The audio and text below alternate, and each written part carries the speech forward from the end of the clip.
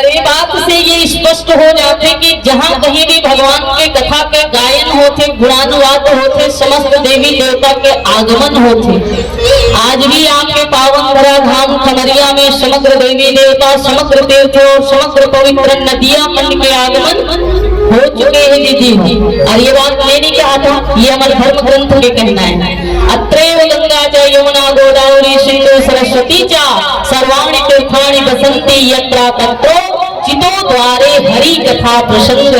तो जहाँ कहीं भी भगवान के प्रसंग के यश के गायन होते, वहाँ समस्त देवी देवता के आगमन होते, समस्त पवित्र नदियां मन के आगमन होते, समस्त तीर्थ के आगमन होते। और यही बात के प्रमाण भगवान तुलसीदास जी हनुमत स्तवन में भी दे हैं कि यत्र यत्र रघुनाथ कीर्तनम तत्र तत्र कृत मस्तकांजलि वाष्पवारि परिपूर्ण लोचनम मारुतिम नमत राक्षसांतकम। तो जहाँ कहीं भी भगवान के सुंदर यश के गायन होते, भगवान हनुमत लाल जी के प्रथम आगमन होते और नयन सजल होकर के भगवान हनुमान जी भगवान के ये सुंदर सुंदर पावन चरित्र श्रवण पान करते और तब जाके हनुमत लाल जी का विश्राम मिलते, आराम मिलते। तो ये बात से सिद्ध होते कि सब देवी देवता के आगमन हो चुके हैं।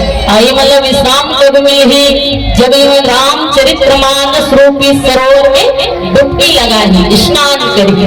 अच्छा, तुलसीदास जी महाराज एक बड़ा सुंदर बात कहा थी दीदी हो, रामचरित्र मानस जो है वो सरोवर की, सरोवर माने होते तालाब।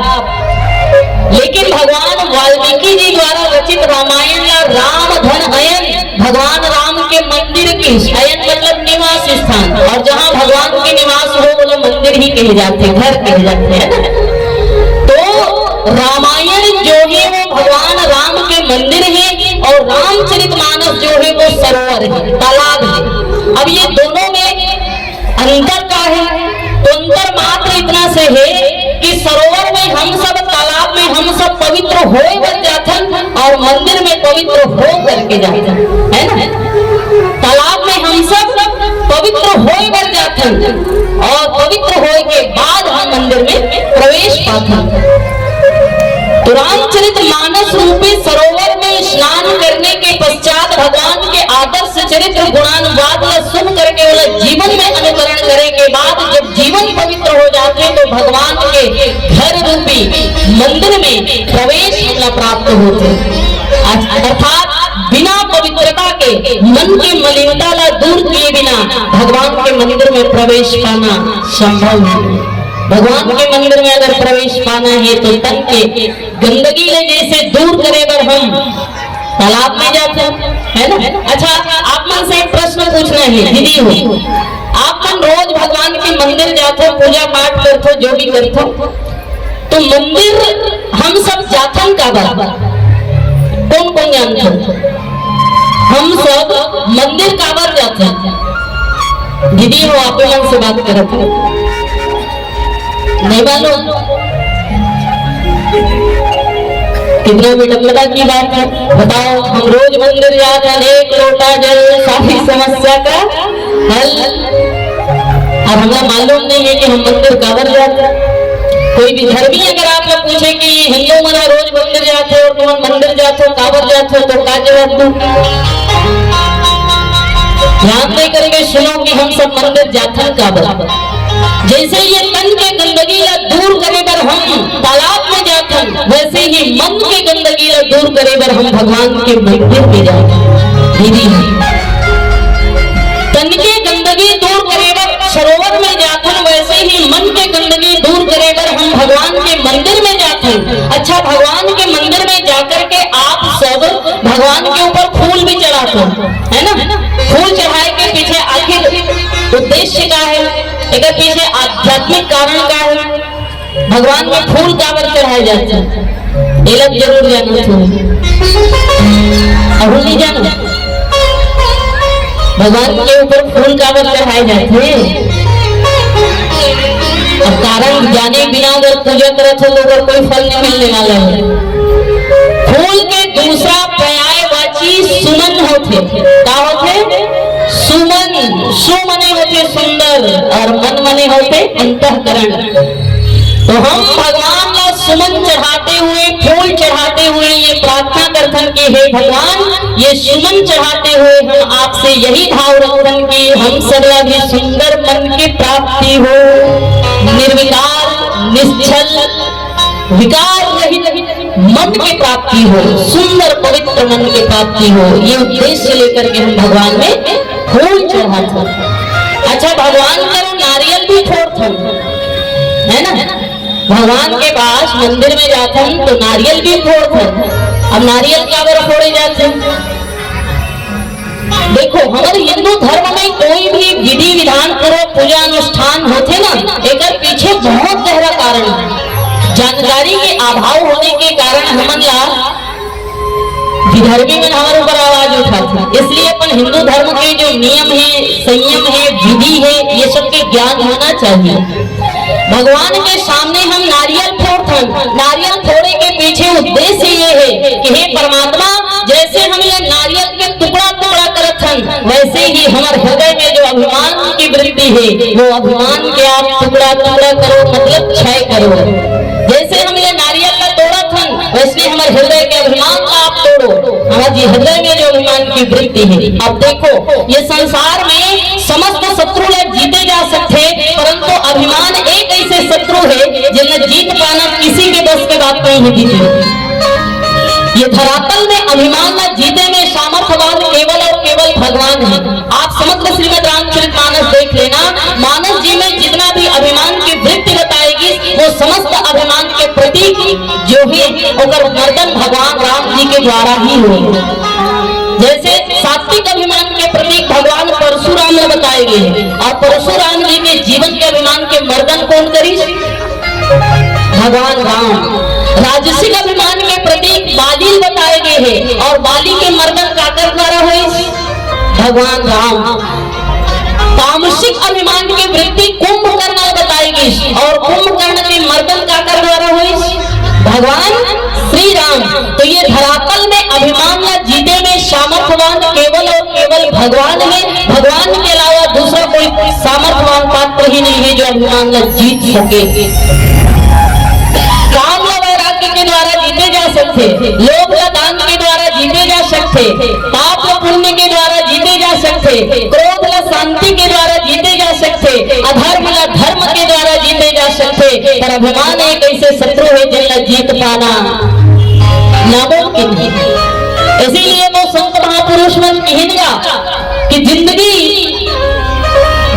कभी भी ले सकती है करवट, तो गुमा न कर।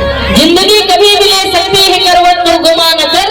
बुलंदियां छू हजार मगर उसके लिए कोई गुनाह न कर। बुलंदियां छू हजार मगर उसके लिए कोई गुनाह न कर। 5 तत्वों से बना सामान है तू, 5 तत्वों से बना सामान है तू, कुदरत का भेजा हुआ एहसान है तू। 5 तत्वों से बना सामान है तू, कुदरत का भेजा हुआ एहसान है तू। अपनी ताकत अपनी दौलत पे गुरूर न कर, कब मिट जाएगा इतना आसान है तू, कब मिट जाएगा इतना आसान है तू। इसलिए प्रभु के चरणों में जाना मन लगा, किस गफलत में पड़ा है कितना नादान है तू, किस गफलत में पड़ा है कितना नादान है तू।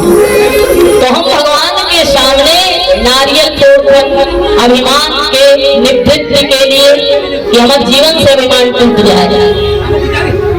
अच्छा, हम भगवान के सामने पूजा करते हैं भगवान के, तो भगवान के कौन सी चीज की पूजा करते हो ये आपसे जानना है। मला सब भगवान के पूजा करत हो, रोज पूजा करत हो, पर कौन सी चीज की पूजा करत हो मालूम? दीदी हो,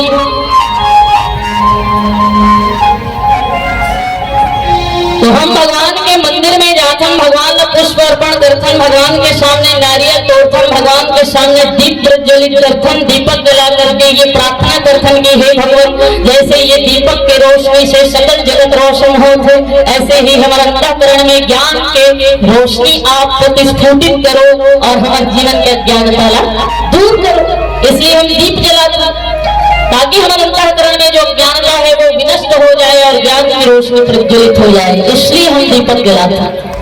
भगवान के मंदिर में जाते तो हम भगवान की पूजा करते और भगवान के कौन सी चीज के पूजा करथन, ध्यान दे करके सुनना। दीदी हो, आपने कोई भी कभी भी प्रश्न कर सकते और ये प्रश्न के जवाब आपके पास होना चाहिए। हम भगवान के मंदिर में जाथन तो भगवान के आदर्श चरित्र के पूजा करथन, है ना। भगवान के आदर्श चरित्र, वो सुंदर सुंदर चरित्र के पूजा करथन, जिन चरित्र ला हम स्वयं भी अपने जीवन में धारण करना चाहते हैं। आज भी समाज में आप कोई भी व्यक्ति के प्रणाम करते हो तो कौन व्यक्ति के प्रणाम करते हो? तो वही व्यक्ति के हम प्रणाम करथन जिन हमर से कोई न कोई गुण में आगे है, या तो उम्र में बड़े हैं, या तो हमर से अच्छा व्यवहार वाला है, या तो हमर से ज्यादा ज्ञानी है, या तो हमर से सुंदर चरित्र करने वाला है। ऐसे व्यक्ति के ही हम प्रणाम करते हैं। तो हम भगवान के प्रणाम, भगवान के पूजा ओकर आदर्श व्यक्तित्व के करथन, आदर्श चरित्र के करथन। दीदी हम भगवान राम के, भगवान शिव जी के पूजा करथन तो ओकर आदर्श चरित्र के पूजा करथन। आजकल विधर्मी मन कथे कि हिंदू मन बड़ा मूर्ख है, मूर्ति की पूजा करते, पत्थर पूजा करते।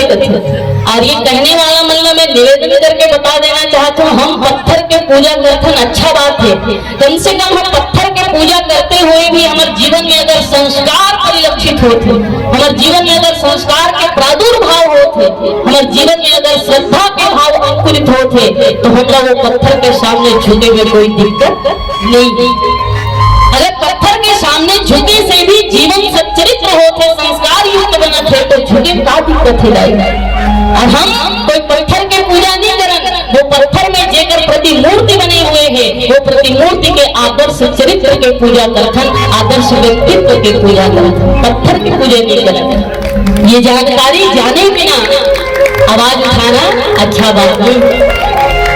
तो हम हिंदू कोई भी कर्म कांड करथन, कोई भी कार्य करथन, ये सब के पीछे कोई न कोई गूढ़ रहस्य छिपे हुए हैं और ये जानना हमारा धर्म है।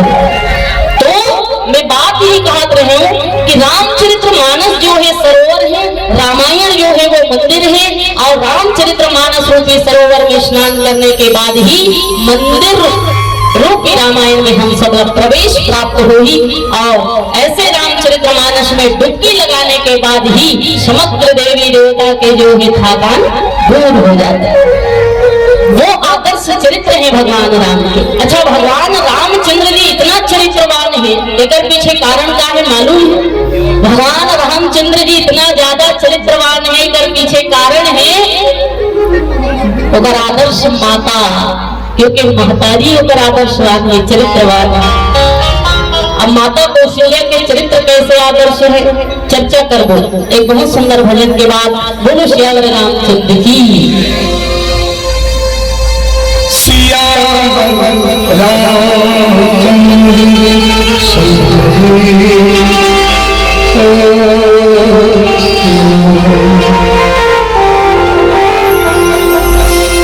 लगे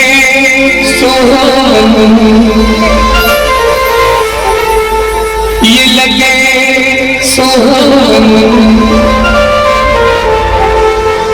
राम बजिया, ये लगे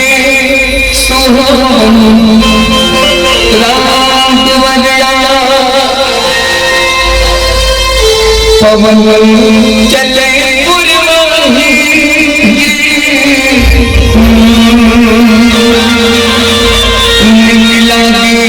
सब निगाह जय रघुराई जय ले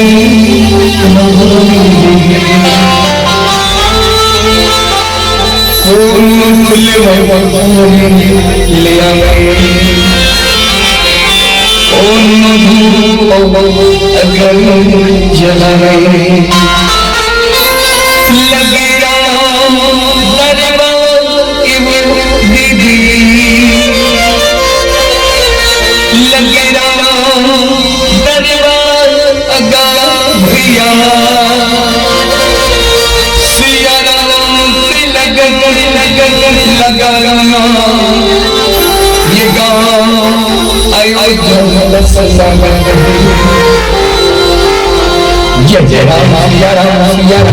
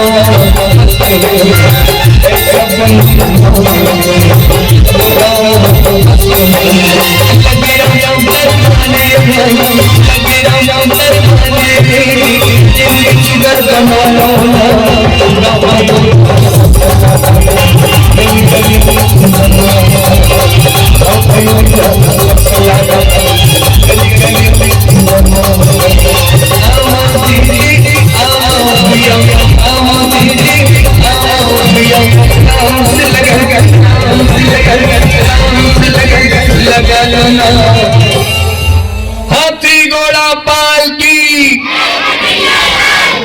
1 2 3 4 सबसे अच्छा कौन गाँव सबसे बेकार कहाँ का लड़का कमरिया सुधार के बोलो सबसे अच्छा खमरिया का लड़का। देखो दाई भगवान के भजन जब भी चले तो राम कथा सुंदर कर तारी संशय विहन उड़ावत। वो हाथ पवित्र कब होते वो हाथ पवित्र कब होते जब वो हाथ सेवा बर और भगवान के नाम में ताली बर उठते। चलो अपन हाथ पवित्र करो प्रेम से बोलो सीताराम की। वो मुख पवित्र कब होते जब जीवा पे भगवान श्री सीता नाम जी के जयकार होते। चलो मुख पवित्र करो सीताराम भगवान की। वो पांव पवित्र कब होते जब वो पांव सत्संग में आए बर उठे।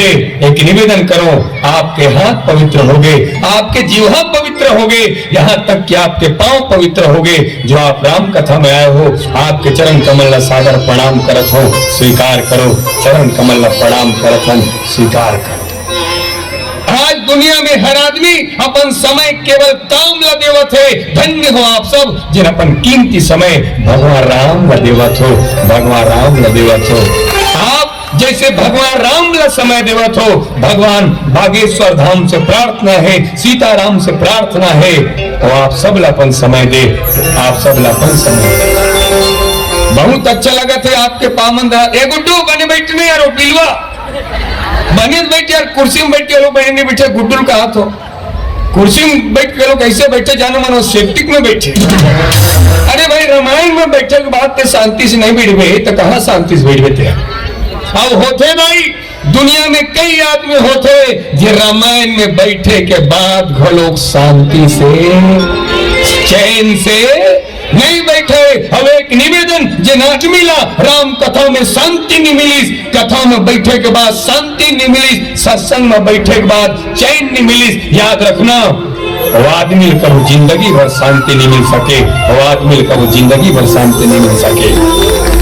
राम कथा में बैठे के बाद, सत्संग में बैठे के बाद तो शांति मिलवे करते। प्रेम से बोलो सीताराम। नटेर के देखा देखो बिलवाला गलत बोल पड़े उनका।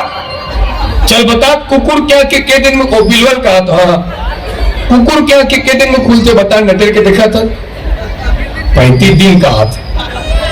बताओ दाई हो, कुकुर क्या के दिन में खुलते? बिल्कुल सही जवाब दाई, वो ठीक बोला। तो माता जी भर जोरदार ताली बजा दो भाई। कुकुर के आंखी 7 दिन में खुलते, बिलाई के आंखी के दिन में खुलते 21 दिन में। अब जल्दी बताओ, मनखे के आंखी के दिन में खुलते? एक दिन में नहीं दाई, ये मनखे की आंखी कबू कबू जिंदगी भर में खुले, कबू कबू जिंदगी। अच्छा मोला बताओ, ये दुनिया में आंखी होते हुए अंधेरा कौन? ये दुनिया में आंखी होते हुए अंधेरा वो हिदाई जिन अपन सामने अधर्म हुआ देखे, बहन के आबरू लुटा देखे और कायर की तरह चुपचाप बैठे रहे, वही हरे आंखी होते हुए अंधेरा। ये दुनिया में कान होते हुए बहरा कौन? जिन सत्संग नहीं सुने, राम कथा नहीं सुने, कबीर साहब के भाव नहीं सुने, राधा स्वामी के सत्संग नहीं सुने, भागवत नहीं सुने, वही हरे कान होते हुए बहरा। देखो, कुकुर की आंखी 7 दिन में खुलते, बिलाई की आंखी 21 दिन में खुलते, मनखे की आंखी जिंदगी भर नहीं खुले। हम मन पढ़त तिलक कथे दाई, जोर से बोलो रामचरित मानस। और एक रथ का सामर्थ्य है दाई, ये ग्रंथ चाहे तो 1000 साल से बंद पड़े अखिला, एक सत्संग से खोल सकते। प्रेम से रामचरित मानस की बिन सत्संग हरि कथा, तिहि बिन मोह न भाग, मोह गए बिन राम पद, होई न दिन अनुराग। मेवा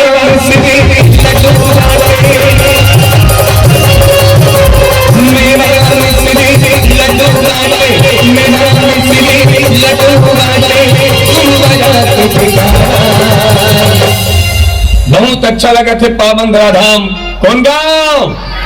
नीम और पीपल के छांव, एक नंबर है हमर खमरिया।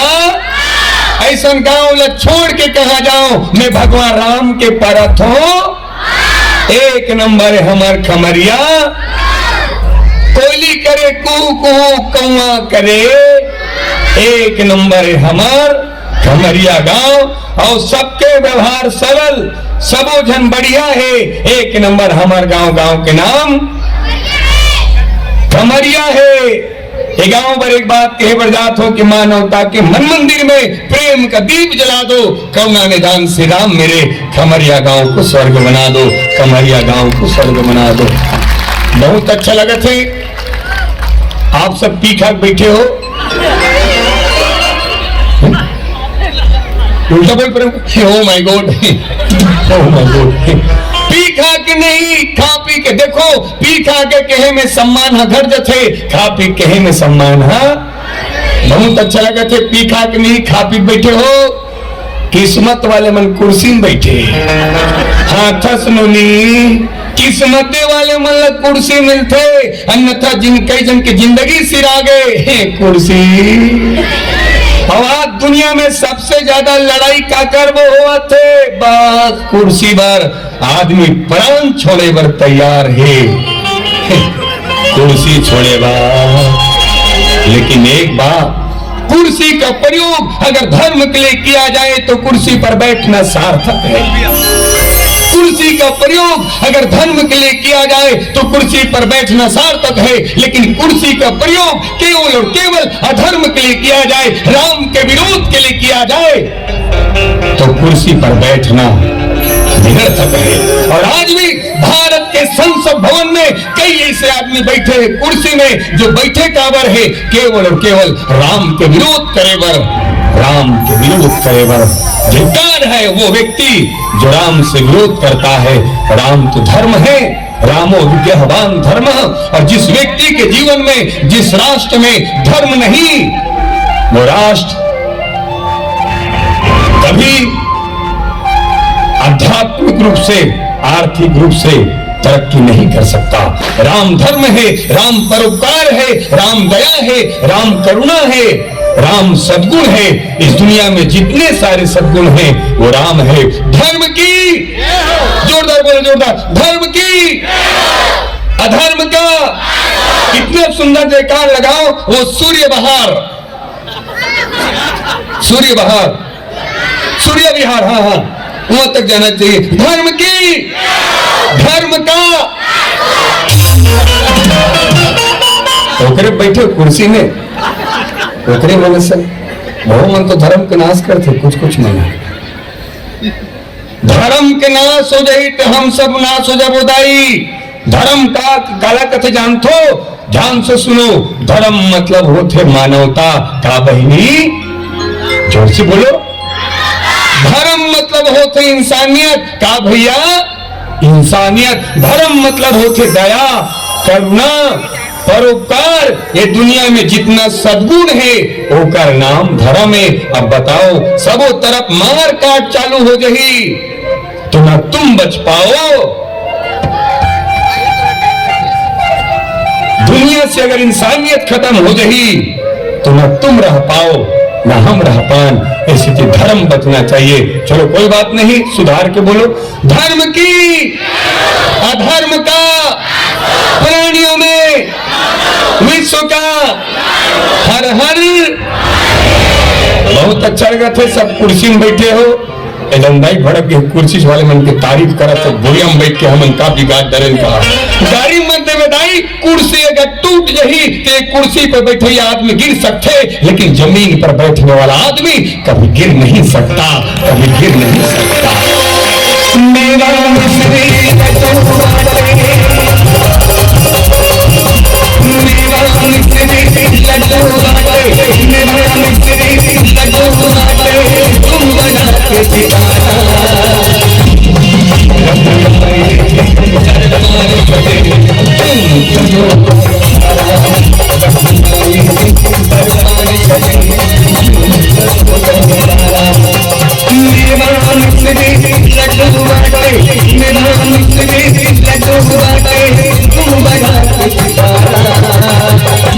बागेश्वर धाम की ईमानदारी बताओ, रायपुर का वर्धा, रायपुर कौन कौन गए हो बागेश्वर धाम के दर्शन करे बार? वाह, प्रेम से बोलो बागेश्वर धाम की। भगवान हनुमंत लाल जी कृपा आप सब लोग मिले। सन्यासी बाबा की, सीताराम भगवान की, अपन अपन माता पिता की। बात का कंजूसी, खाना खाए बर कंजूसी करो, चाह पिए बर कंजूसी करो, काकरो सन झगड़ा होए बर कंजूसी। उन्होंने लिख ले, झगड़ा होए बर कंजूसी मत करो कहा था। हाँ नोनी तोर बिहार हुई तन तो ससुर लकबे तो मुर्दा रहेंगे, तोर सत्यानाश ल करो सास टमाटर के। आओ दीदी हो, दोनों हाथ ऊपर करो, दोनों हाथ ऊपर करो। दीदी हो, ए गुड्डू ते दीदी है ना, ते बाबा जाता। आओ दीदी हो, दोनों हाथ ऊपर करो। कौन कौन दीदी मन अपन सास ससुर रोज गाड़ी देते? मौका मिला है तो बतला देंगे तुमसे कितना गुस्सा करते हैं साथ, दिल अपना चीर के हम दिखा देंगे। हमारे गांव के बगल में तो गांव है, गांव के नाम चुचरुमपुर। कौन गांव? चुचरुमपुर नहीं भाई, चुचरुमपुर। कौन गांव दीदी हो? हमारे गांव के बगल में तो गांव है चुचरुमपुर। एक बहू अपन सास बिलई की बिहान दिन तलाक, बात में कहीं दम नहीं रही। गांव बैठ कर सकलाई और पंच सरपंच यही निर्णय निकालिन, एक छोटे से बात एक परिवार ला तोड़ के रख दी। भाई हो, आपके परिवार भी टूटते, हमरो परिवार टूटते। और सही में देखा जाए तो बाप में कोनो दम नहीं रहा है। बहु शास्त्र बिले के बिहान दिन तलाक, वो सास बहू के केस आज तक अदालत में सुलझाते। कहाँ सुलझाते बहिनी? अदालत में। और देखो हमन पढ़तन के लगा कथे श्रीमद रामचरितमानस रामायण में सीता माता कौशल्या माता के केस ल सुलझावा थे, कौशल्या माता सीता माता के केस ल सुलझावा थे। मने का रामायण में सीता माता अपन सास के केस ल सुलझावा थे। सास बहू के केस सुलझावत है, बहू अपन सास के केस सुलझावत है। और आज हमारे समाज में ये सास बहू के केस ला अदालत सुलझावत है। मानस मंच के माध्यम से दिव्य बात कहने जा रहा हूं मैं। दुनिया में ऐसा कोई अदालत नहीं बना जो सास और बहू का केस सुलझा सके। मानस तो हमें संकेत करते हुए कहती है क्या कि सास का केस कोई सुलझा सकती है वो बहू है, और बहू का केस कोई सुलझा सकती है वो केवल और केवल सास है। चलो अपन अपन सास ससुर पर जोरदार ताली बजा दो भाई। ये गुड्डू तोर बिहाव है, 17 साल सपना मत देख बिहाव के बर्बाद हो जाए। बताओ मेरा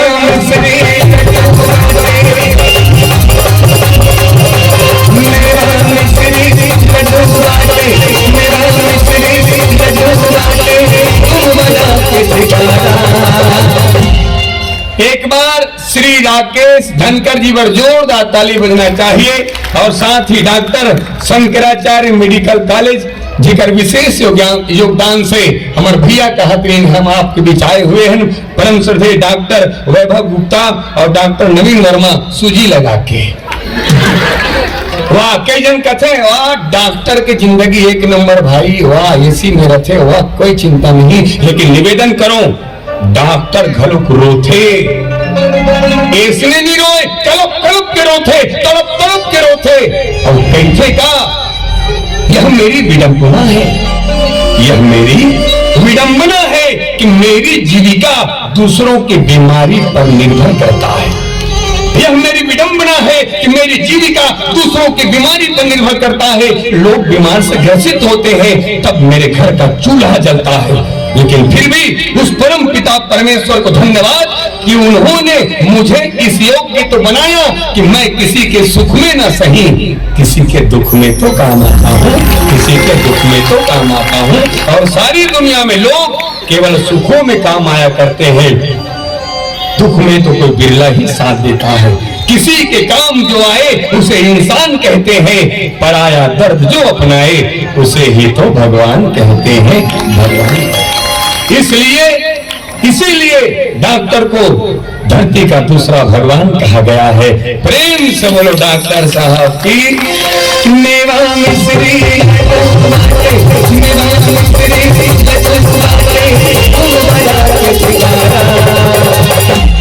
राकेश धनकर जी पर जोरदार ताली बजना चाहिए जिन हमारे ग्राम गौरव है अवध का सुंदर कार्यक्रम का आयोजन रखे है। और एक निवेदन एक नंबर भोजन का व्यवस्था कर दी से पाछू डहन में 5 ठोक खाऊं सलगा बरा के ठोक खा दाई 3 ठोक सलगा बड़ा खात रहे दू जनदाई आगे पारा डहन देखत रहा है हमला नहीं सलगा बड़ा खावत रहे दाई के तो मन खाऊ कदाई ओ मन कहे का हम देखे बावन बहु मन बैठ गए दूधू पत्री खेन सलगा बर रिपोर्ट के जावत री दाल गिर गए सलगा बना नहीं दाई हाथ थोड़ा सलगा बड़ा चिंता दाई गिरे है मैं को देखा थे नहीं उठाईस मैंने उठाया और जैसे दाल उठाऊं दाई मुला कहे ते मुला उठाए गुड्डू भगवान तो ना उठा हमार तो नहीं पड़ेगा। और दोनों दाईमन वही रे चश्मा लगा खासा थे तू ही मन नहीं उठ जाओ गाड़ी मत उदाई उसका बड़े कोरोना में गए जब कोरोना में गए तभी कहा जाओ तराई करके देख लू टिप्पर के नीचे कूद के टिप्पर चले जही तू मन नहीं जाने वाला। और एक तो बात सुनता के मुला चलो हाथ उठाओ चलो आओ दोनों हाथ ऊपर करो। क्या बात जिन जिन भगवान के नाम में हाथ उठाओ जाओ भगवान तुम सब लोग तुरते उठा दे। गलत मत समझो भैया, ऊपर उठना मतलब तरक्की करना।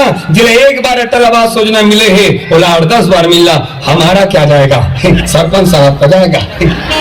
हमारे गांव के बगल में ठुगाव है लखनपुर, वहां एक सरपंच भारी डिंगू वो का है जब भी सरकार के कोई नियम आए ना अटल आवास योजना इसना तो सरकार दे रहा है मेरे बाप का क्या जाएगा इसे कहा।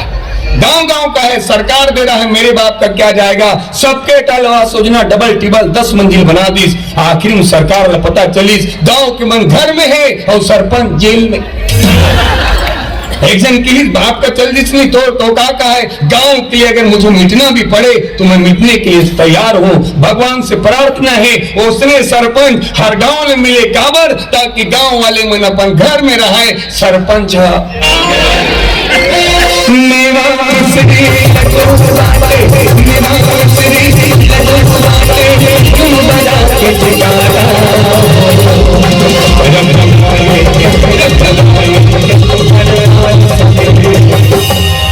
अब दीदी हो परीक्षा हुई दीदी मन ताली ज्यादा बजाते कि भैया मन हमर धनकर मन भैया बताई से काला दीदी मन ज्यादा ताली बजाते। सही बात है।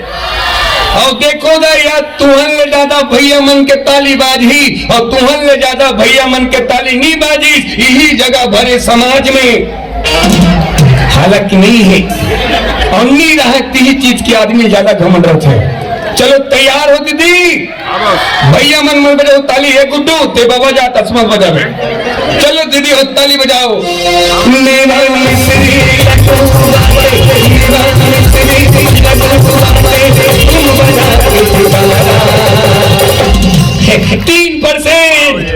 अब भैया मन के ताली है गुड्डू भले ताली बजा बजा प्राण छूट जाए लेकिन ताली नहीं छूटना चाहिए। इज्जत के सवाल बाबा मेरा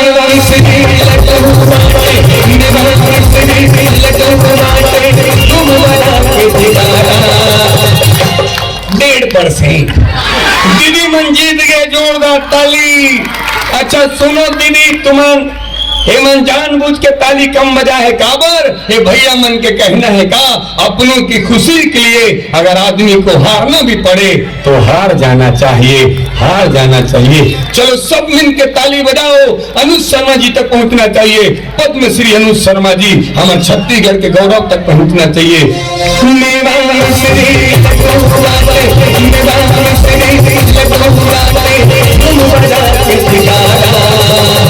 वाह वाह वाह सब ताली बजाते हो। मोबाइल देख तो मेछल धर के तेरे पर देख बाबा ज्यादा मेछल मत तीर मेछत निकल रही मूछ नहीं तो जगर बगर दिया बड़े जगर बगर दिया बड़े। पावन गांव के डेरोठी माँ और माँ लक्ष्मी की कृपा बरसे धन जहजाद भराए तुहर कोठी माँ। माँ लक्ष्मी ले प्रसन्न करे खातिर लक्ष्मी नारायण के कथा करावा थे और धन्य है पावन गांव में राम नाम के गंगा बहावा थे। गंगा में नहाए बार आस पास के गांव वाले मन सकलाए है। नेछा वाले बाबा विकट मगन है मुहुम पान दबाए है। फिर कुछ गलो कहो पान खवे में वह बाबा मस्त है। फिर बाबा तो केड़गा नेछा जबरदस्त है। 3 दिन बाद दे के बाबा किराया में काली महाराष्ट्र को जाबो वापसी भाई करा छोड़ दे उसे केला में। दोनों हाथ ऊपर करो दोनों हाथ ऊपर करो सबों में छा वाले मन यह का मेरा मिस्री मेरा मिस्री तुम बड़ा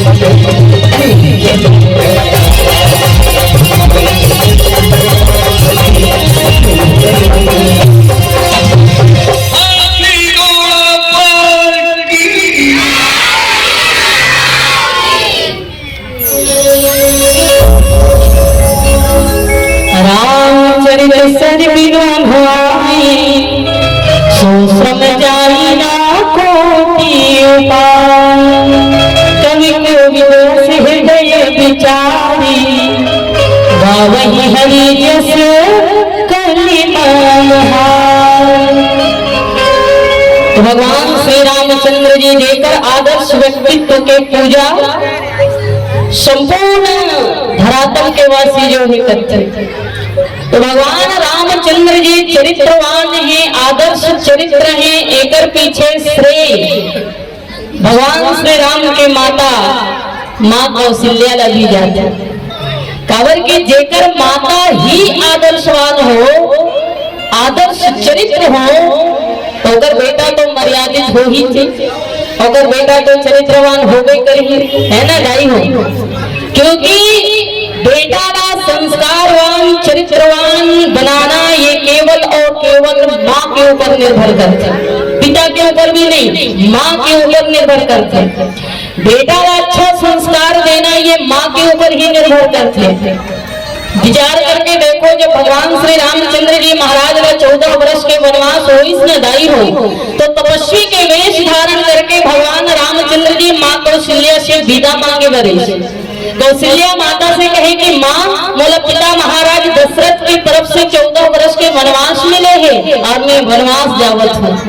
विचार करके देखो माँ कौशल्या के हृदय में क्या वेदना हुई सो, क्या घटना घटी सो। जिन बेटा अगले दिन युवराज बनने वाला रही से हुई बेटा का 14 वर्ष के वनवास मिल गए, ऐसी परिस्थिति में वो माँ के हृदय में क्या वेदना हुई सोई, क्या दुख हुई सोई, आप सब महतारी हो पूरी भांति जान सकते।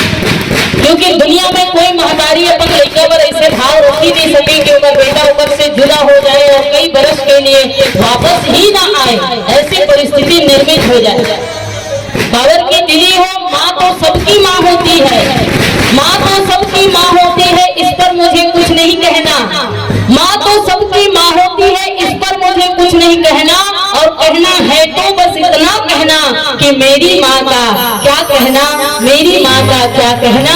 मेरी जिंदगी में एक भी गम न होता, मेरी जिंदगी में एक भी गम न होता, अगर तकदीर लिखने का हक मेरी माँ का होता, अगर तकदीर लिखने का हक मेरी माँ का होता। और इसीलिए गाय भी जाते, ममता की मंदिर की है सबसे प्यारी मूरत, ममता के मंदिर की है सबसे प्यारी मूरत। भगवान नजराता है जब देखे तेरी सूरत, भगवान नजराता है जब देखे तेरी सूरत। जब जब दुनिया में जोरदार तालियों से स्वागत हमारे भी छत्तीसगढ़ के सुपर स्टार हमारे बड़े भाई अनुज शर्मा जी का आगमन हुआ है। जोरदार तालियों से आप सभी स्वागत अभिनंदन करेंगे। बोले जय श्री राम, जय श्री राम। हम सभी सौभाग्यशाली हैं कि आज खमरिया की पावन धरा पर उनका स्वागत हुआ है। पूरे खमरिया वासियों की ओर से मैं आपको चरण वंदन करते हुए आपका हार्दिक स्वागत करता हूं, अभिनंदन करता हूं। आइए, जिस मेला की बड़ी बेसब्री से इंतजार थी, आज ये विशाल जनसमूह, अनुज भैया, ये विशाल जनसमूह सिर्फ आपके इंतजार में बैठी हुई है।